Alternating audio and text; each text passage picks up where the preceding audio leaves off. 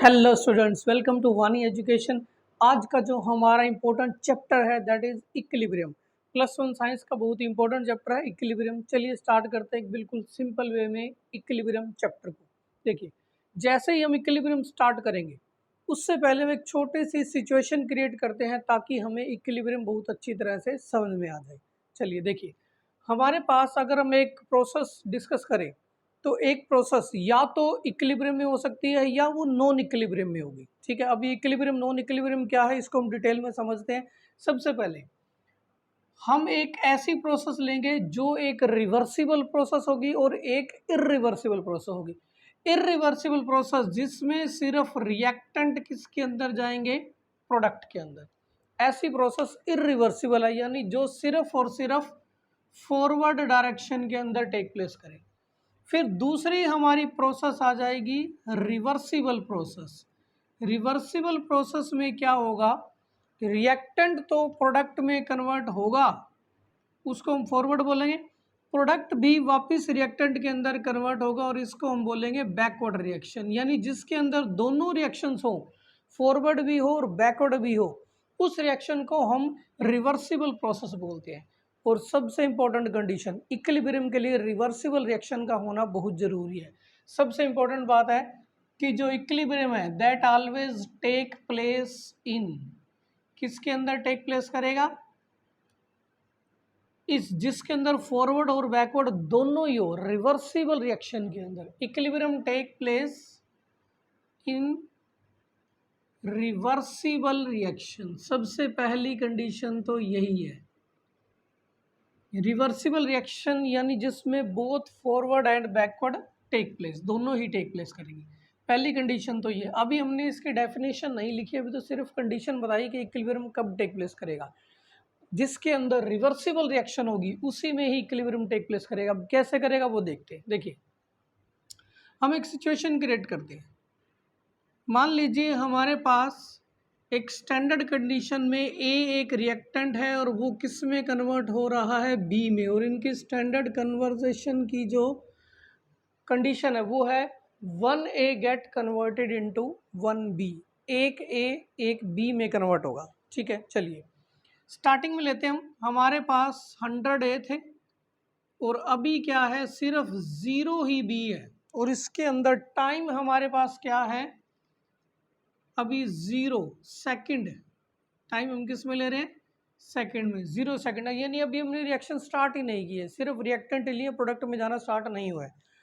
10 second के बाद t बराबर 10 सेकंड, हम क्या देखते हैं, यहाँ 90A हो गए तो यहाँ कितने हो जाएंगे, ऑब्वियसली सिंपल बात है कि 10 भी हो जाएंगे, क्योंकि इसके अंदर से 10A किसके अंदर कन्वर्ट हो गए, 10B के अंदर कन्वर्ट हो गए। 20 सेकंड के बाद हम और सिचुएशन देखते हैं, ये 80A हो गए और यहाँ कितने बन जाएंगे, 20B बन जाएंगे। ठीक है, अगेन 10A किस रिड्यूस हुए, 10B और बन गए। या हम ये कह सकते हैं कि इसमें से 10A किसके अंदर चले गए, 10B में चले गए, तो ये 10 कम हो गए और वो 10 ज़्यादा हो गए। एक और सिचुएशन लेते हैं। टाइम अब हमने लिया 30 सेकंड का एक। हम यहाँ देखते हैं कि 70A किसके अंदर कन्वर्ट हो रहे हैं, 30B में। ठीक है, बात वही है, यहाँ से 10A कम हो गए और वो किसके अंदर कन्वर्ट हो गए, B में कन्वर्ट हो गए। पर यहाँ हम थोड़ी सी सिचुएशन को क्रिएट करते हैं। देखिए, शुरू में जब 0 सेकंड था तो 0B था, 10 सेकंड के बाद 10B, 20 सेकंड के बाद 20B, 30 सेकंड के बाद 30B। यानी स्टार्टिंग में हमारे पास B की अमाउंट या कंसंट्रेशन बहुत ही कम थी, यहाँ 0 थे, यहाँ 10 थे या 20 थी। पर जैसे ही ये 30 हुए तो अब यहाँ B इतनी एनफ अमाउंट के अंदर आ चुके हैं कि वो आपस में ही कोलाइड करके, आपस में ही रिएक्ट करके किसके अंदर कन्वर्ट होना स्टार्ट हो गए, वापस A में कन्वर्ट होना स्टार्ट हो गया। यानी अब क्या हो रहा है, यदि एक ए बी में कन्वर्ट हो तो बी वापस किसके अंदर जा रहा है, ए के अंदर कन्वर्ट हो रहा है। अब ये यही क्यों हुआ, देखिए, ये जरूरी नहीं कि 70-30 पर सिचुएशन बने, 70-30 पर, 60-40 पर, 50-50 पर, 40-60 पर, कहीं भी बन सकती है जहां एक रिएक्शन बैलेंस होती हो। वो भी अभी हम डिस्कस करेंगे। हमने एक एग्जाम्पल वाइज ये समझा कि शुरू में बी यहाँ कम थे, यहाँ थोड़े ज़्यादा हुए, यहाँ और ज़्यादा हुए, यहाँ भी इतने हो चुके हैं, उनकी जो कंसंट्रेशन अमाउंट है वो इतनी हो चुकी है कि वो आपस में रिएक्शन करके दोबारा किसके अंदर कन्वर्ट हो जाए, ए में। ठीक है, बी की यानी जो प्रोडक्ट है उनकी भी कुछ मिनिमम कंसंट्रेशन चाहिए ताकि वो रिएक्शन करके वापस किस में जाए, रिएक्टेंट में जाए। हम कहीं भी ले सकते थे, यहाँ भी ले सकते हैं, यहाँ भी ले सकते हैं, यहाँ भी ले सकते थे, 60-40 पर भी ले सकते थे, वो तो अलग अलग रिएक्शन के लिए अलग अलग कंडीशन होगी। अब हमने क्या कहा कि यहाँ ये पूरी अपनी स्ट्रेंथ के अंदर है, पावरफुल हो चुका है बी भी, तो अब ए के अगर एक बी में जाएगा तो बी वापस किस में आ जाएगा, ए में आ जाएगा। ठीक है, अब हम 40 सेकंड पे सिचुएशन क्रिएट करते हैं। मान लीजिए यहाँ से अगेन 10A 10B में गए तो 10B वापस किस में आ गए, 10A में आ गए, तो ये अगेन क्या रहेगा, 70A और 30B। ये जो साइन है ये फॉरवर्ड का ये साइन यूज़ किया, बैकवर्ड का ये साइन यूज़ किया, जहाँ फॉरवर्ड और बैकवर्ड दोनों रिएक्शन हो जाए वो इक्विलिब्रियम का साइन है, यानी यहाँ से हमारा इक्विलिब्रियम स्टार्ट हो गया। अब हम ये कह सकते हैं कि ये जो हमने सिचुएशन दी है यहाँ हमारे पास इक्विलिब्रियम मेंटेन हो गया, यहाँ इक्विलिब्रियम मेंटेन हो गया। ठीक है, कैसे इक्विलिब्रियम मेंटेन हुआ है, देखो फॉरवर्ड और बैकवर्ड दोनों रिएक्शन हो रही है, फॉरवर्ड और बैकवर्ड होगी तो वो रिएक्शन कौन सी है, रिवर्सिबल रिएक्शन है, यानी रिवर्सिबल रिएक्शन स्टार्ट होगी। और इक्विलिब्रियम पर जितना रिएक्टेंट प्रोडक्ट में जाएगा उतना ही प्रोडक्ट क्या जाएगा, वापस रिएक्टेंट के अंदर आएगा। जिस स्पीड से रिएक्टेंट प्रोडक्ट में जाएगा उसी स्पीड से प्रोडक्ट वापस रिएक्टेंट में आएगा, यानी ये रिएक्शन तो चल रही है पर इनकी कंसंट्रेशन में कोई चेंज नहीं आएगा। 50 सेकंड के बाद भी हमें क्या दिखेगा, यहाँ 70 है 30 भी है, 60 70 के बाद भी सेकंड के बाद भी 70 है 30 भी है, यानी ये रिएक्शन हो रही है पर सेम स्पीड से हो रही है। जब दो अपोजिट प्रोसेस सेम स्पीड से होने लग जाए ऐसी कंडीशन को हम क्या बोलते हैं, इक्विलिब्रियम। यहाँ इस कंडीशन पर दो अपोजिट प्रोसेस फॉरवर्ड और बैकवर्ड, ये कौन सी प्रोसेस, फॉरवर्ड एंड बैकवर्ड, दोनों सेम स्पीड से होने लगी, जितना ए बी में उतना ही बी वापस सेम है। जहां दो अपोजिट प्रोसेस सेम स्पीड से होने लग जाए ऐसी कंडीशन को हम क्या बोलते हैं, इक्विलिब्रियम। ठीक है, यानी हम ये कहेंगे कि यहाँ इक्विलिब्रियम मेंटेन हो गया। अब इसको डिफाइन कैसे करेंगे, देखिए जब इक्विलिब्रियम मेंटेन हो जाएगा उसके बाद टाइम तो कंज्यूम होता रहेगा, 30 सेकंड 40 सेकंड 50 सेकंड 60 सेकंड, पर क्या इनकी ए की कंसंट्रेशन जो यहाँ हमने 70 शो की और बी की कंसंट्रेशन या 30 शो की है, क्या इनकी अमाउंट में कोई फर्क आएगा, नहीं, क्योंकि जितना ए बी में उतना बी ए में, तो यहाँ भी 70-30 अगेन भी 70-30 अगेन 70-30, यानी इनकी कंसंट्रेशन क्या होगी, फिक्स होगी। अगर इनकी कंसंट्रेशन फिक्स होगी 70A 30B, तो इनके कारण जो प्रेशर होगा वो भी फिक्स आएगा, क्योंकि ए भी 70 रह रहा है और बी भी 30 रह रहा है, फिक्स रह रहा है ना, तो चेंज तो नहीं हो रहे, तो उनका प्रेशर भी चेंज नहीं होगा। प्रेशर चेंज नहीं हुआ 70 है 30 भी ये चेंज नहीं हो रहा, तो इनका टेम्परेचर भी चेंज नहीं होगा, इनकी कंसंट्रेशन भी चेंज नहीं हुई है। यानी कि हम ये कह सकते हैं कि जब एक इक्विलिब्रियम बनेगा, इक्विलिब्रियम किसी भी रिएक्शन की वो स्टेज है जहाँ उसकी कंसंट्रेशन, टेम्परेचर, प्रेशर, ये जो सिचुएशंस हैं ये क्या हो जाएंगी, कॉन्स्टेंट हो जाएंगी। टाइम बीतता जाएगा पर इनके अंदर कोई चेंज नहीं आएगा, कंसंट्रेशन में चेंज नहीं आएगा, प्रेशर में चेंज नहीं आएगा, टेम्परेचर में चेंज नहीं आएगा, वॉल्यूम में चेंज नहीं आएगा। तो डिफाइन करते हैं, what is equilibrium. Equilibrium is a stage of a process. Equilibrium is a stage of a process. ये एक प्रोसेस या रिएक्शन की एक स्टेज है, ए बी में कन्वर्ट हो रहा था वो हो रहा है, पर धीरे धीरे एक ऐसी स्टेज आई जहां पर उसकी concentration, temperature, pressure, volume etcetera properties क्या हो गई, कांस्टेंट। It is a stage of a process at which certain properties, कुछ प्रॉपर्टीज हैं, कौन कौन सी, like temperature, pressure, volume, concentration etcetera, ये कुछ प्रॉपर्टीज हैं, बिकम कांस्टेंट, वो क्या हो जाएंगी, कांस्टेंट हो जाएंगी, become constant and do not change with time। ठीक है, और टाइम के अकॉर्डिंग चेंज नहीं होगी। बस अब यहाँ इक्विलिब्रियम बन गया। अब टाइम बीतता चला जाएगा, 30, 40, 50, 60, 70, 80, 90 सेकंड बीतता जाएगा, पर ए 70 रहेगा, बी 30 रहेगा। बट ऐसा नहीं समझना कि ये रिएक्शन रुक गई, नहीं, रिएक्शन नहीं रुकी है, अभी भी ए बी में कन्वर्ट हो रहा है और बी ए में कन्वर्ट हो रहा है, बी ए बी में और बी ए में सेम स्पीड से। तो टाइम बीतता जाएगा, इनकी कंसंट्रेशन, टेम्परेचर, वॉल्यूम इनके अंदर चेंज नहीं आएगा। तो this is the state of equilibrium. ठीक है, ये अब एक इक्विलिब्रियम की स्टेज आ चुकी है। इसको हम दो मेन पॉइंट लिखते हैं, वो देखिए जरा, ये उसी से इक्विलिब्रियम आइडेंटिफाई होता है। ये हमने डेफिनेशन बना दी, हमने एग्जाम वगैरह में डेफिनेशन को तो यही मेंटेन करना है, बट आइडेंटिफाई कैसे होगा? इक्विलिब्रियम बन गया। दो मेन कंडीशन देखनी है आपने कि एट इक्विलिब्रियम, पहली कंडीशन, दो अपोजिट प्रोसेस सेम स्पीड से टेक प्लेस करेगी। फॉरवर्ड रिएक्शन, बैकवर्ड रिएक्शन, ये अपोजिट प्रोसेस होगी ना। जिस स्पीड से ए बी में जा रहा है उसी स्पीड से बी ए में, 5A अगर 5B में कन्वर्ट हो रहे तो 5B भी वापस किस में कन्वर्ट हो जाएंगे? ए में। इक्विलिब्रियम पर दो अपोजिट प्रोसेस कौन कौन सी? फॉरवर्ड और बैकवर्ड सेम स्पीड से टेक प्लेस करेंगे। पहली कंडीशन है at equilibrium two opposite process. अब दो opposite process, two opposite process कहो या रिएक्शन, कौन कौन सी opposite? Forward reaction, backward reaction. Two opposite reaction take place with same speed से टेक प्लेस करेगी। ये मस्ट कंडीशन है। ठीक है, यानी जिस स्पीड से फॉरवर्ड जा रही है उसी स्पीड से बैकवर्ड आए, पहली कंडीशन। दूसरी condition, equilibrium is dynamic. Equilibrium is dynamic, ये हमेशा ही डायनेमिक है, यानी हमेशा ही मोशन में रहेगा, स्टैटिक नहीं है।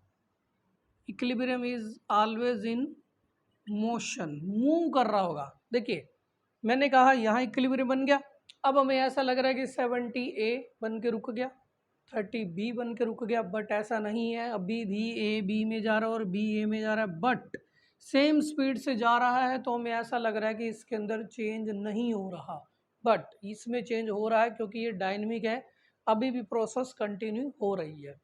इसको समझने के लिए देखिए पहले ध्यान रखना, इक्विलिब्रियम पर दो पॉइंट है जो ये डिफाइन करेंगे। इक्विलिब्रियम बन चुका है, two opposite process same speed से होंगी। दूसरा, इक्विलिब्रियम डायनेमिक है, मोशन में रहेगा। इसको हम एक फिजिकल डायग्राम से समझाते हैं, वो डायग्राम इस सिचुएशन को क्लियर कर देगा कि इक्विलिब्रियम क्या चीज़ है। इक्विलिब्रियम एक ऐसा चेंज है जो हमें चेंज अपीयर ही नहीं होता। देखिए कैसे, ये हमने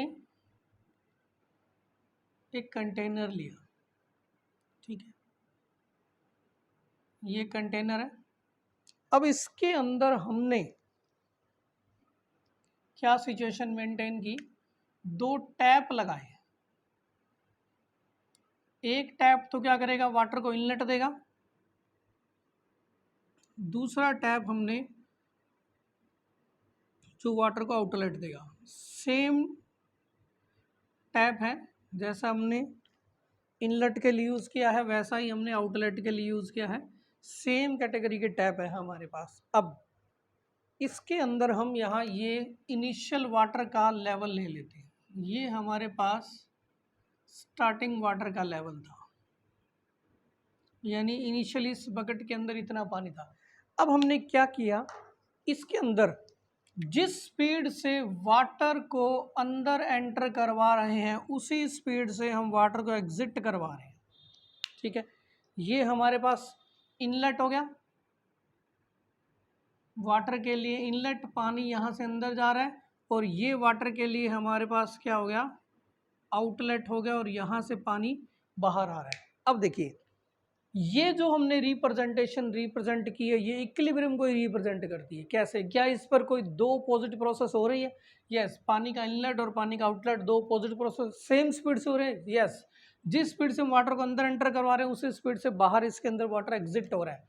ये हम ये कहेंगे कि जिस स्पीड से वाटर अंदर एंटर कर रहा है उसी स्पीड से वाटर बाहर जा रहा है। सेम स्पीड ली हमने, ठीक है। दो अपोजिट प्रोसेस सेम स्पीड से होने लगी। अब एक चीज देखिए, हमें ऐसा लग रहा होगा कि ये जो वाटर का लेवल है, क्या इसमें चेंज आएगा? स्टार्टिंग में वाटर का लेवल यहाँ रखा था हमने, क्या इसमें कोई चेंज आएगा? इसमें चेंज नहीं आएगा, क्योंकि जितना पानी आ रहा है उतना ही जा रहा है, तो वाटर का लेवल तो सेम ही रहेगा नहीं। तो क्या इसके हम ये कह सकते हैं कि ये प्रोसेस रुकी हुई है, क्योंकि वाटर का लेवल तो चेंज नहीं हो रहा? नहीं, ये प्रोसेस रुकी नहीं हुई है, ये कंटिन्यूसली मोशन में है, क्योंकि वाटर चेंज हो रहा है, लेवल बेशक चेंज नहीं होगा पर वाटर तो चेंज हो रहा है। पहले वाला वाटर डाउनवर्ड आकर निकल जाएगा, ऊपर वाला पानी यहाँ डिपॉजिट होता रहेगा, ठीक है। तो ये सिचुएशन किसको रिप्रेजेंट कर रही है? इक्विलिब्रियम को। ये अब एक ऐसा चेंज है जो हमें चेंज अपीयर ही नहीं हो रहा है, लेवल चेंज नहीं हो रहा बट वाटर तो चेंज हो रहा है ना। इसी टाइप से इस इक्विलिब्रियम में भी क्या होगा, 70 ए रहेगा 30 बी रहेगा, तो ऐसा लग रहा है ये रुके हुए, नहीं, ए बी में जा रहा है और बी ए में जा रहा है। इक्विलिब्रियम पर two opposite process take place at same speed and equilibrium is dynamic, ठीक है। अब ये 70-30 वाला कॉन्सेप्ट भी हम क्लियर करते हैं कि जरूरी नहीं है कि 70-30 पर, ये तो जहां एक रिएक्शन बैलेंस हो रही है हम वहीं करेंगे। जैसे एग्जांपल देते हैं, ये है हमारे पास कैल्शियम कार्बोनेट सॉलिड, इसको हमने एक क्लोज्ड कंटेनर के अंदर हीट कर दिया, तो ये calcium oxide plus carbon dioxide किसके अंदर यूज कर रहे हैं हम इसको?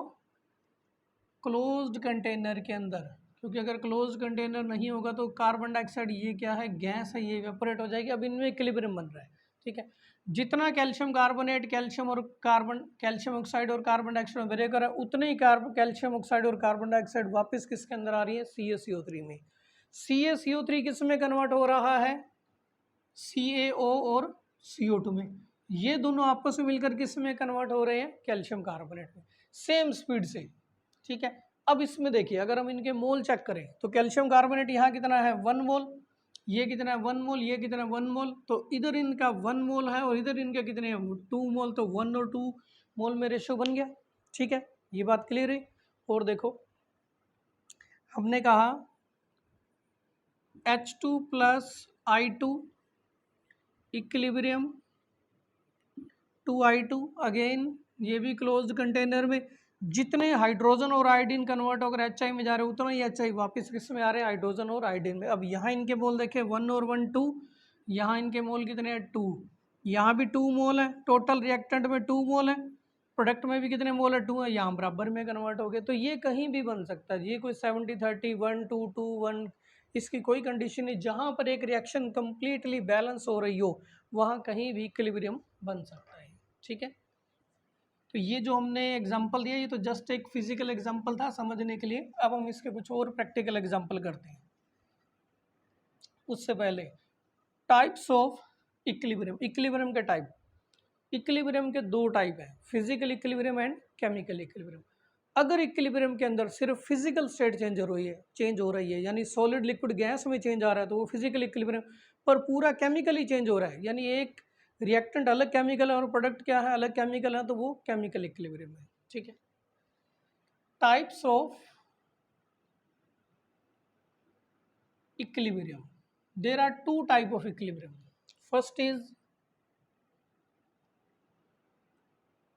physical equilibrium. If equilibrium involve only physical change, if equilibrium involve only physical change means solid liquid gas के अंदर अगर चेंज हो, सिर्फ या तो सॉलिड लिक्विड में कन्वर्ट हो जाए, लिक्विड गैस में कन्वर्ट हो जाए, सॉलिड गैस में कन्वर्ट हो जाए, तो वो फिजिकल इक्विलिब्रियम है, ठीक है। सेकंड है हमारे पास केमिकल इक्विलिब्रियम। अगर इक्विलिब्रियम में केमिकल चेंज हो जाए यानी रिएक्टेंट अलग हो और वो प्रोडक्ट अलग हो तो केमिकल चेंज हो गया, तो उसे हम क्या कहेंगे? Chemical equilibrium. If equilibrium involve chemical change then it is called chemical equilibrium, ठीक है। फिजिकल इक्विलिब्रियम अलग, केमिकल इक्विलिब्रियम अलग। अब हम एग्जांपल करते हैं, प्रैक्टिकल एग्जांपल फिजिकल इक्विलिब्रियम के, ठीक है, जो हमें पूरा डिटेल के अंदर इसको इक्विलिब्रियम के कॉन्सेप्ट को क्लैरिफाई कर देगा। Now example of physical equilibrium, chemical के भी करेंगे पर पहले हम फिजिकल के चेक करते हैं, थोड़े इंपॉर्टेंट भी है। फिजिकल इक्विलिब्रियम के एग्जाम्पल ज़्यादा इंपॉर्टेंट है comparative to chemical equilibrium. Now example of physical equilibrium, physical equilibrium के एग्जाम्पल देखिए, मेन हम इसके 5 एग्जाम्पल डिस्कस करेंगे, ठीक है। 5 एग्जाम्पल, पहला हम डिस्कस करते हैं लिक्विड गैस इक्विलिब्रियम। इससे हमें बहुत अच्छी तरह से पॉइंट क्लियर हो जाएगा। लिक्विड गैस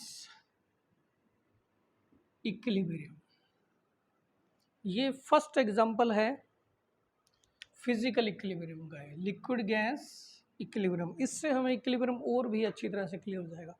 बट किसी भी चीज़ को इक्विलिब्रियम में प्रूव करने के लिए हमें 2 पॉइंट ध्यान रखने हैं, ठीक है। कौन कौन से 2 पॉइंट? इक्विलिब्रियम पर 2 अपोजिट प्रोसेस सेम स्पीड से, अपोजिट प्रोसेस सेम स्पीड से टेक प्लेस करेगी, एक तो ये कंडीशन है। दूसरी कंडीशन, इक्विलिब्रियम इज डायनेमिक, तो वो डायनेमिक है, मोशन में रहेगा। इक्विलिब्रियम इज डायनेमिक, ये 2 कंडीशन ध्यान रखनी है, तभी हम ये कह सकेंगे कि कोई प्रोसेस रिएक्शन इक्विलिब्रियम में है या नहीं है। तो सबसे पहले हम समझते हैं लिक्विड गैस इक्विलिब्रियम। देखिए, इस लिक्विड गैस इक्विलिब्रियम को समझने के लिए हम एक छोटा सा सिस्टम मेंटेन करते हैं, और ये प्रैक्टिकल है, एक्चुअल में टेक प्लेस करेगा। हमने कंटेनर लिया, उसके अंदर ये एक मैनोमीटर डिवाइस लगाई जो प्रेशर को काउंट करेगी, मैनोमीटर प्रेशर को काउंट करेगा। ये इसके अंदर ग्लास ट्यूब लगी हुई है यू शेप में, ठीक है। अब यहाँ इनके अंदर स्टार्टिंग में ये फिल है मरकरी, ये इनके अंदर मरकरी फिलअप किया गया है। दोनों का लेवल स्टार्टिंग में लेफ्ट और राइट बराबर है, दिस इज मरकरी, और यहाँ इनके स्केल लगा हुआ है, ठीक है। ये मरकरी है और स्केलिंग की हुई है। अब हमने क्या किया, ये जो कंटेनर लिया हुआ है इसके अंदर हमने वाटर फिलअप कर दिया, ठीक है। ये हमने इसके अंदर वाटर फिल कर दिया, वाटर लिक्विड स्टेट के अंदर है। ये हमने इसके अंदर H2O लिक्विड स्टेट में, किस स्टेट के अंदर?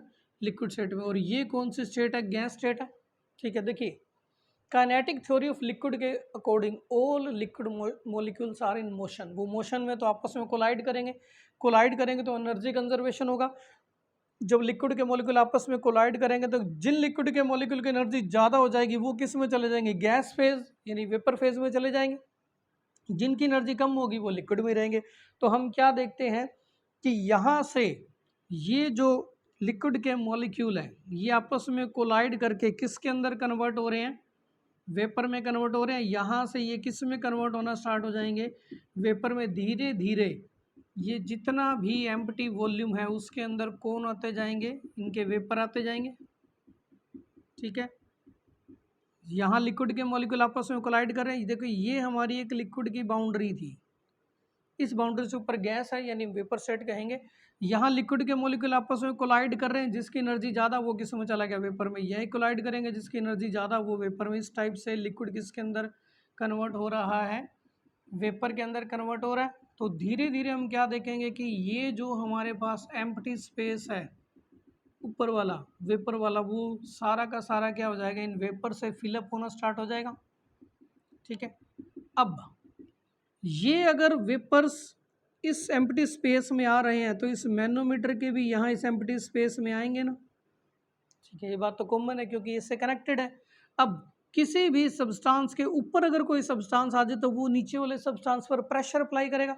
तो ये जो लिक्विड के वेपर्स हैं ये क्या करेंगे, इस मरकरी के ऊपर प्रेशर अप्लाई करेंगे तो इस मरकरी का लेवल क्या हो जाएगा, डाउन जाना स्टार्ट हो जाएगा ना। इस मरकरी का लेवल किसके कारण, इनके प्रेशर के कारण इस मरकरी का लेवल डाउन जाएगा।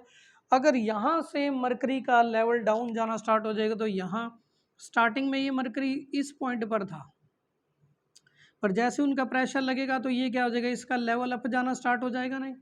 ठीक है, जितना इसका लेवल डाउन जाएगा, जितना इसका लेवल डाउन जाएगा उतना ही क्या होगा, उसका लेवल अप जाना स्टार्ट हो जाएगा। ठीक है, ये हो गया। अब एक चीज यहाँ जो हमने समझनी है कि वेपर तो इनके बनते जा रहे हैं, बनते जा रहे हैं वेपर। अब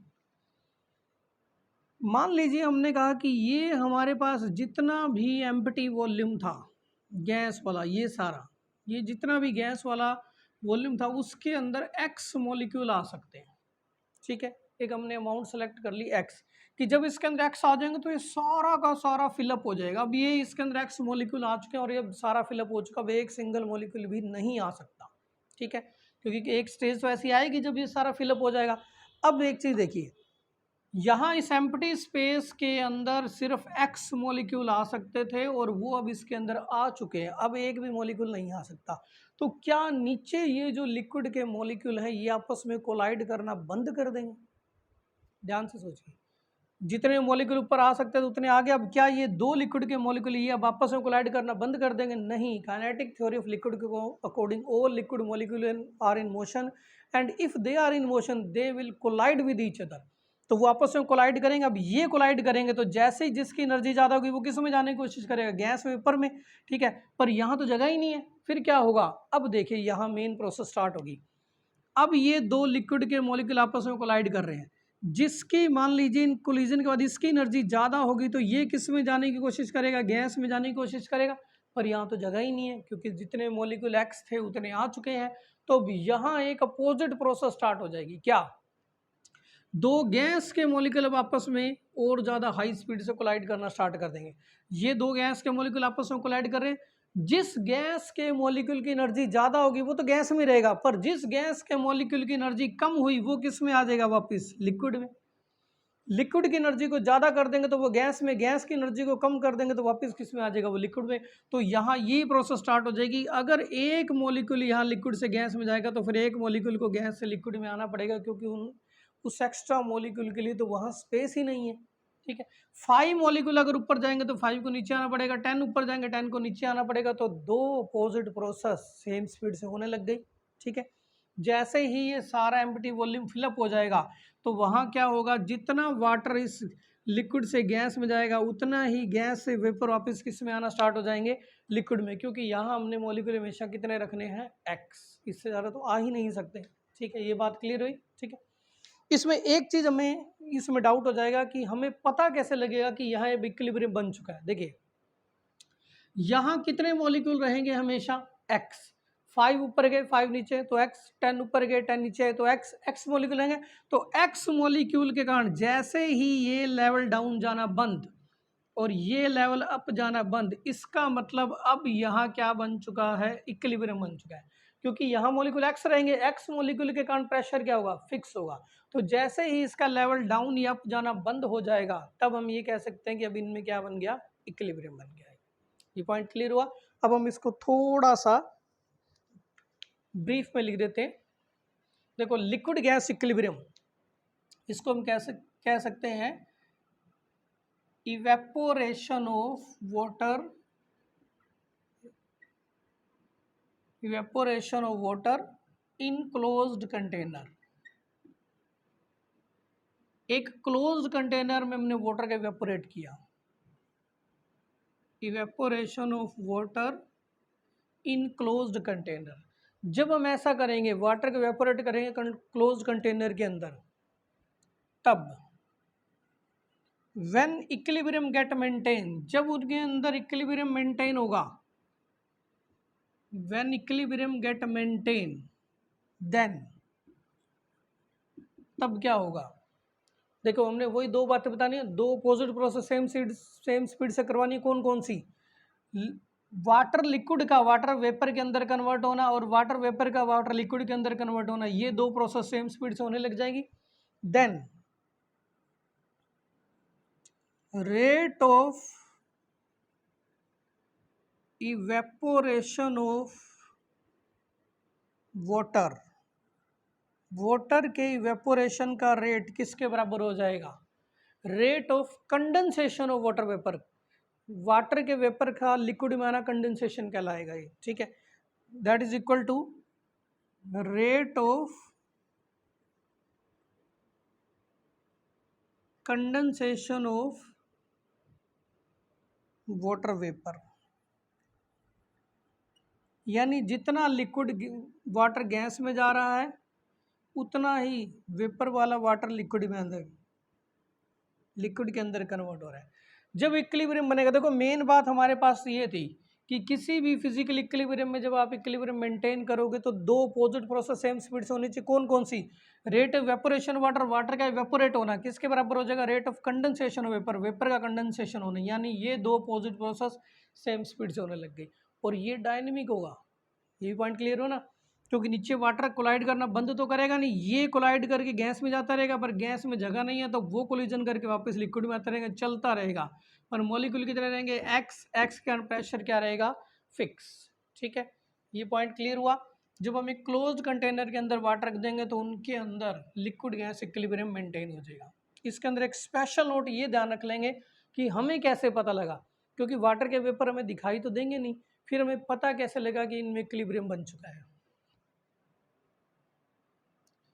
उसका इससे पता लगेगा when level of mercury in manometer, ये जो हमने डिवाइस प्रेशर काउंट करने के लिए लगाई इसको मैनोमीटर बोल रहे हैं। When level of mercury in manometer become constant, वो जब कांस्टेंट हो जाए, यानी यहाँ से डाउन जाना बंद कर दे और यहाँ से अप जाना बंद करे, when level of mercury in manometer become constant then equilibrium get maintain, तब equilibrium बन चुका है, ठीक है। This is the first example of liquid gas equilibrium. देखिए दो बातों का ध्यान रखना है कि इक्विलिब्रियम को हमने डायनेमिक प्रूव करना है, दो अपोजिट प्रोसेस सेम स्पीड से करवानी है, और जब आप कोई एक इक्विलिब्रियम का एग्जांपल दे रहे हो तो उनमें कौन कौन सी दो अपोजिट प्रोसेस सेम स्पीड से हो रही हैं वो भी हमें मेंशन करनी पड़ेगी। जैसे हमने कौन कौन सी मेंशन की? Rate of vaporation of water is equal to the rate of condensation of water, ठीक है, क्लियर हुआ। ये था हमारे पास first liquid gas equilibrium. Second solid liquid equilibrium, ये अब सेकंड एग्जांपल आ जाएगा हमारे पास, solid liquid equilibrium. Solid liquid equilibrium का एग्जांपल है हमारे पास मेल्टिंग ऑफ आइस, इसके अंदर हम आइस को मेल्ट करेंगे, ठीक है। इसका एग्जांपल हम क्या ले रहे हैं? सॉलिड लिक्विड इक्विलिब्रियम का मेल्टिंग ऑफ आइस, ठीक है। देखिए ये किस टाइप से हम मेंटेन करेंगे, उसके लिए पहले हमें एक पॉइंट पता होना चाहिए, ठीक है। देखिए अगर मैं 1 डिग्री सेल्सियस पर H2O लूँ और -1 डिग्री सेल्सियस पर H2O लूँ तो इनकी फिजिकल स्टेट क्या होगी? बिल्कुल सिंपल सा क्वेश्चन है। फिजिकल स्टेट वाटर की 1 डिग्री सेल्सियस पर और -1 पर, देखो 1 डिग्री सेल्सियस पर लिक्विड होगा क्योंकि वो 0 पर फ्रीज होता है, -1 डिग्री सेल्सियस 0 से कम हो गया तो वो क्या है? सॉलिड होगा। 0 से ज़्यादा पे वाटर लिक्विड है, 0 से कम पे वाटर क्या है? सॉलिड है। तो अब मेन पॉइंट 0 डिग्री सेल्सियस पर मैंने कहा ये एक वाटर की ड्रॉप है।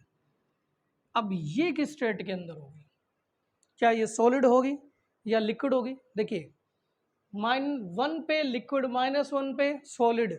जब 1 डिग्री सेल्सियस वाले वाटर का टेम्परेचर हम धीरे धीरे 0 पर लाएंगे तो 0 डिग्री सेल्सियस पर क्या होगा? लिक्विड वाटर सॉलिड में कन्वर्ट होना स्टार्ट हो जाएगा।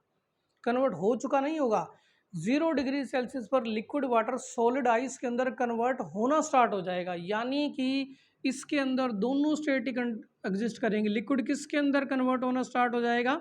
सॉलिड के अंदर। इसका टेम्परेचर 0 से थोड़ा सा भी ज़्यादा किया, 0.001 डिग्री सेल्सियस, तो ये सारा का सारा क्या हो जाएगा? लिक्विड में, क्योंकि 0 से ज़्यादा है ना, तो लिक्विड में।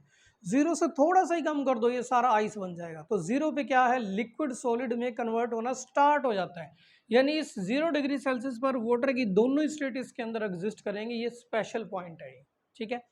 Eight 0 degree Celsius both liquid and solid state of water को एग्जिस्ट, ठीक है। ये इंपॉर्टेंट पॉइंट है। 0 डिग्री सेल्सियस पर वाटर की लिक्विड एंड सॉलिड स्टेट को एग्जिस्ट, दोनों इकट्ठी एग्जिस्ट करती है, ठीक है। अब यहीं से हमने क्या करना है?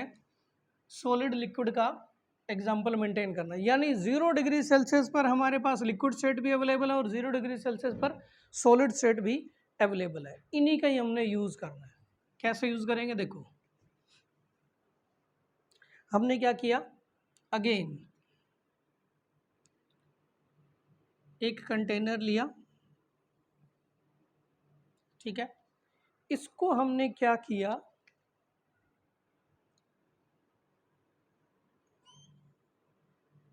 आइसोलेटेड कंडीशन पे रख दिया। आइसोलेटेड कंडीशन मींस बाहर की हीट बाहर रहे, अंदर की हीट अंदर ही रहे। यानी इसके अंदर ना तो बाहर से हीट अंदर जा सकती और ना अंदर से हीट बाहर जा सकती। अब हमने इसके अंदर क्या किया? 0 डिग्री सेल्सियस टेम्परेचर का वाटर इसके अंदर मेंटेन कर दिया। 0 डिग्री सेल्सियस का वाटर, दिस इज H2O। कौन सी कंडीशन पर? 0 डिग्री सेल्सियस पर। अभी हमने बताया था कि वाटर की एक ड्रॉप है, अगर हमने उसको 0 डिग्री पर रखा है तो वो लिक्विड से सॉलिड में जाना स्टार्ट हो जाएगी। तो 0 डिग्री पर उसमें लिक्विड भी है, 0 डिग्री पर उसमें सॉलिड भी है।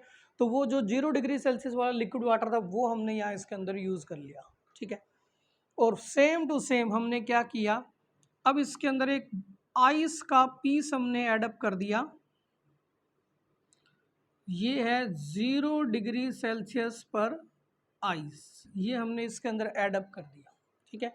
अभी हमने बताया था कि 0 डिग्री सेल्सियस पर वाटर लिक्विड से सॉलिड में जाना स्टार्ट हो जाएगा, तो उसमें लिक्विड कंटेंट भी और आइस कंटेंट भी है, सॉलिड कंटेंट भी है। तो ये वो 0 डिग्री सेल्सियस वाली आइस है और ये 0 डिग्री सेल्सियस वाला वाटर है। और यहाँ हमने इनको इंसुलेशन आइसोलेशन दी हुई है, अंदर की हीट अंदर, बाहर की हीट वाटर।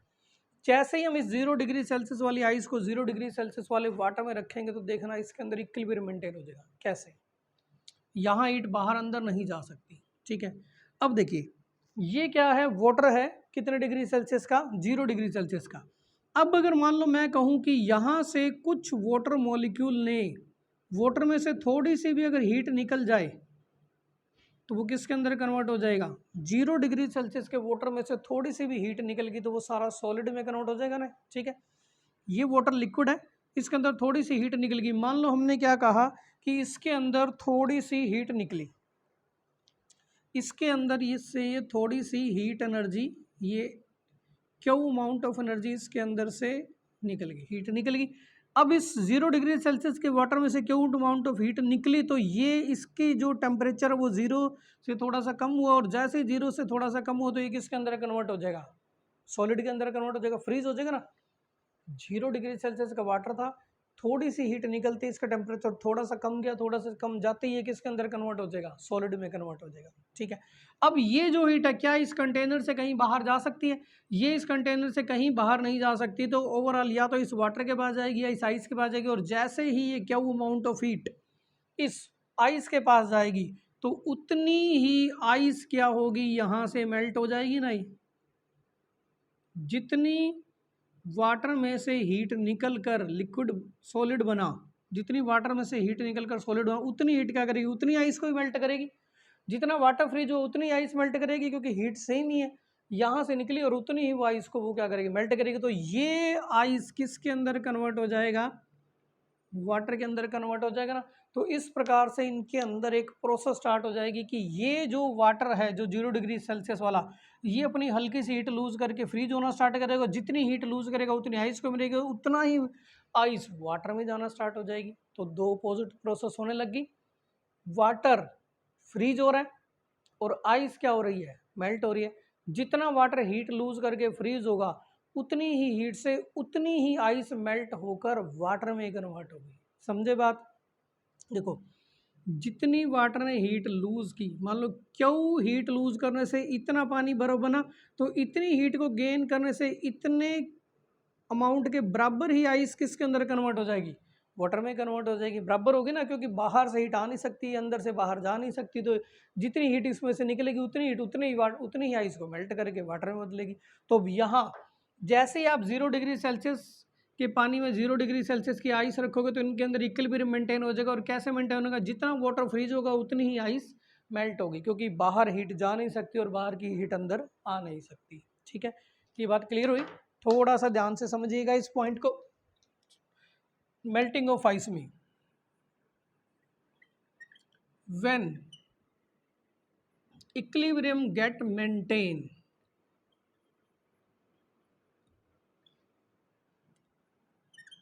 इन H2O लिक्विड, ये कितने डिग्री पर होना चाहिए, 0 degree Celsius, and H2O solid, ये भी कितने डिग्री पर होना चाहिए, 0 डिग्री सेल्सियस पर। तब जो इनके अंदर इक्विलिब्रियम मेंटेन होगा, then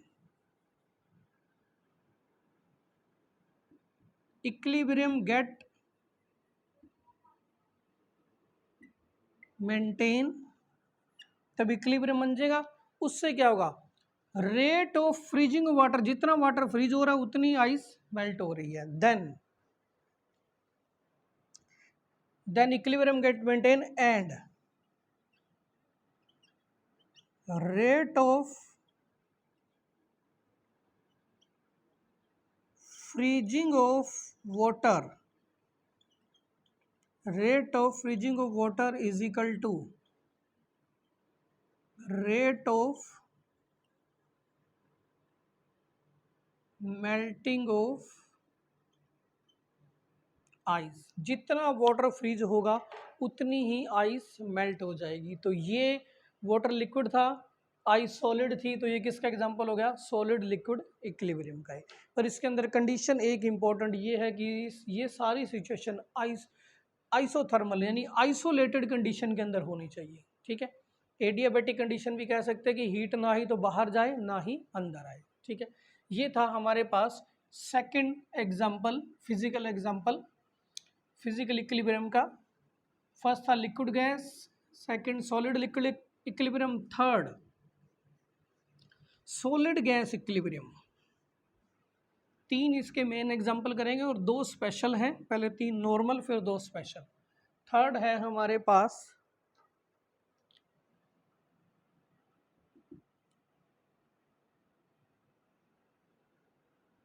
solid gas equilibrium. Third is solid gas equilibrium. इसके लिए हमें एक वर्ड, एक प्रोसेस यूज करनी पड़ेगी जो हमने थर्मोडायनेमिक में भी यूज की थी, that is sublimation. Sublimation process देखो, कुछ ध्यान आया, व्हाट इज सब्लिमेशन प्रोसेस? देखिए, अगर हम एक सॉलिड को मेल्ट करें तो वो लिक्विड में कन्वर्ट हो गया, और लिक्विड को हीट करें तो वो किसके अंदर कन्वर्ट हो जाएगा, गैस में कन्वर्ट हो जाएगा। ठीक है, सॉलिड को हीट करें तो लिक्विड में, लिक्विड को हीट करें तो गैस में। बट कुछ सॉलिड ऐसे हैं जिन्हें हीट करने पर वो डायरेक्ट ही किसके अंदर कन्वर्ट हो जाते हैं, लिक्विड में कन्वर्ट हो जाते हैं। लिक्विड में तो होते ही हैं। कुछ सॉलिड ऐसे हैं जो डायरेक्ट हीट करने पर गैस में कन्वर्ट होते हैं। सॉलिड का हीट करने पर डायरेक्ट गैस में कन्वर्ट होना, दिस इज कॉल्ड सब्लिमेशन। सभी सब्सटेंस सब्लिमेबल नहीं है, कुछ सब्सटेंस सब्लिमेशन है, सब्लिमेबल है, जैसे आयोडीन, कैम्फर। ये कुछ ऐसे सब्सटेंस है जो जिन्हें हीट करने पर डायरेक्ट सॉलिड से गैस में कन्वर्ट होते हैं। It is a process in which solid get direct convert to gas या vapour state on heating. Example, iodine sublimable है, कैम्फर। ठीक है, ये सब्लिमेबल सब्सटेंस है। यानी आयोडीन को अगर हम हीट करें, आयोडीन सॉलिड है, उसे हीट करेंगे ना तो वो डायरेक्ट किसके अंदर चला जाएगा, गैस के अंदर चला जाएगा। और आयोडीन के गैस को वेपर को अगर हम ठंडा करें तो वो लिक्विड में नहीं आएगी, सीधा सॉलिड में, सॉलिड से गैस में जाएगी गर्म करने पर, और गैस को अगर ठंडा कर दे तो वो डायरेक्ट सॉलिड में। ठीक है, तो इसी का यूज़ हम करेंगे सॉलिड गैस इक्विलिब्रियम के अंदर। सेम एक कंटेनर लिया, ठीक है, उसके अंदर यहाँ हमने ये कुछ आयोडीन के क्रिस्टल रख दिए, यहाँ हमने ये आयोडीन सॉलिड के क्रिस्टल रख दिए। ठीक है, और अगेन इसको हमने क्या किया, इंसुलेटेड कंडीशन के अंदर रखा। देखो जैसे जैसे क्या होगा, जैसे जैसे टाइम कंज्यूम होगा, ये आयोडीन सॉलिड है, ये क्या करेगा, एटमॉस्फेयर की हीट के कारण ये किसके अंदर कन्वर्ट होना स्टार्ट हो जाएगा, यहाँ ऐसे वेपर में कन्वर्ट होना स्टार्ट हो जाएगा। ठीक है, धीरे धीरे यहाँ हमारे पास आयोडीन के वेपर इस गैस फेज के अंदर आना स्टार्ट हो जाएंगे। आ कहाँ से रहे हैं, यहाँ से, सॉलिड पार्ट में से। इस सॉलिड पार्ट में से ये गैस फेज के अंदर ये आयोडीन के वेपर आना स्टार्ट हो जाएंगे। अगेन इसके अंदर भी सेम बात हो जाएगी। क्या कंडीशन होगी, देखो ये है सॉलिड फेज और ये है गैस फेज। कोई भी वॉल्यूम हो उसकी फाइनली एक लिमिट होगी कि उसके अंदर एक लिमिट अमाउंट के अंदर ही मॉलिक्यूल आ सकते हैं। अगेन अगर मान लो मैंने कहा कि इसके अंदर एक्स मॉलिक्यूल आ सकते हैं, तो अगर आयोडीन के एक्स वेपर आ गए तो क्या अब ये आयोडीन वेपर में कन्वर्ट होना रुक जाएगा, नहीं, एटमॉस्फेयर के टेम्परेचर के कारण ये आयोडीन वेपर में कन्वर्ट होता रहेगा। अब इसके अंदर एक्स मॉलिक्यूल आ सकते हैं तो और एक्स आ चुके हैं, अब और नहीं आ सकते, तो एटमॉस्फेयर के टेम्परेचर के कारण जैसे ही ये आयोडीन सॉलिड स्टेट के अंदर एक वेपर गैस में गया तो यहाँ क्या हो गया, अपोजिट प्रोसेस। अब ये गैस के मॉलिक्यूल आयोडीन के वेपर आपस में कोलाइड करेंगे, ये दो आयोडीन के वेपर आपस में कोलाइड करें, जिसकी एनर्जी ज़्यादा है वो तो गैस में रहेगा और जिसकी एनर्जी कम होगी वो किस में हो जाएगा, वेपर की एनर्जी, गैस की एनर्जी कम हो जाए तो वो लिक्विड में आ जाएगा, लिक्विड की एनर्जी ज़्यादा हो जाए तो गैस में आ जाएगा। तो ये दो वेपर आपस में टकराए, जिसकी एनर्जी ज़्यादा वो तो गैस में, और जिसकी एनर्जी कम वापस वो किसके अंदर आ गया, सॉलिड में। तो अगर एक आयोडीन का मॉलिक्यूल सॉलिड से लिक्विड में जाएगा तो फिर एक को वापस आना पड़ेगा, दो जाएंगे दो को वापस आना पड़ेगा, 10 जाएंगे 10 को वापस आना पड़ेगा, क्योंकि यहाँ और मॉलिक्यूल के लिए स्पेस नहीं है। फिक्स कितने मॉलिक्यूल आ सकते थे, एक्स, वो आ चुके हैं, तो जितने लिक्विड से गैस में जाएंगे उतने ही गैस से लिक्विड में आएंगे, तो ये क्या चीज़ मेंटेन हो गई, equilibrium. Opposite process same speed से, इक्विलिब्रियम है, अपोजिट प्रोसेस सेम स्पीड से, इक्विलिब्रियम है, डायनेमिक है, चलता रहेगा, लिक्विड गैस में गैस, सॉरी सॉलिड गैस में गैस सॉलिड में। ठीक है, जितने मॉलिक्यूल सॉलिड आयोडीन से गैस में जाएंगे उतने ही गैस से सॉलिड आयोडीन के अंदर कन्वर्ट होंगे, क्योंकि इनके अंदर लिक्विड सेट नहीं होगी, ध्यान रखना। जितना आयोडीन सॉलिड वेपर में जाएगा उतने ही वेपर से वो डायरेक्ट किसके अंदर आएगा, सॉलिड के अंदर आएगा। ठीक है, इसमें लिखेंगे when equilibrium get maintained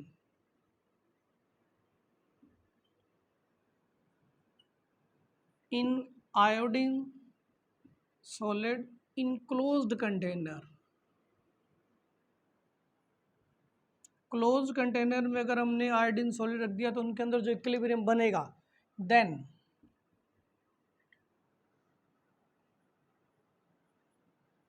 rate of sublimation of